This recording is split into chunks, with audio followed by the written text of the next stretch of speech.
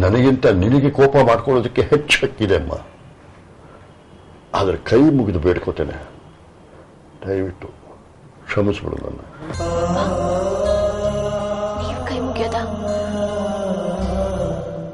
ಹೋಗ್ಲಿ ಬಿಡಿ ಪಾಪ, ನಂದು ತಪ್ಪಿದೆ. ಐ ಆಮ್ ಆಲ್ಸೋ ಸಾರಿ.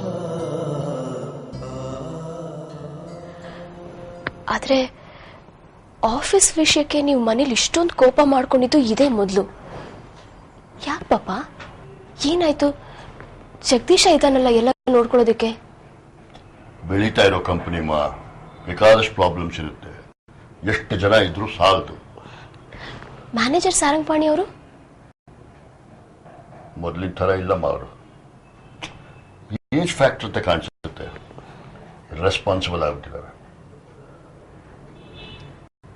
ಹಾಗಾದ್ರೆ ನಾನು ಬಂದು ಹೆಲ್ಪ್ ಮಾಡ್ಲಾ? ಮನೇಲೆ ಕೂತಿದ್ದು ಬೇಜಾರಾಗಿದ್ರೆ ಖಂಡಿತ ಬಾ. ಅದು ನಾನೇನೋ ಮಾತಾಡ್ದೆ ಅನ್ನೋ ಕಾರಣಕ್ಕಾಗಿ ಬರೋದಾದ್ರೆ ಬೇಡ.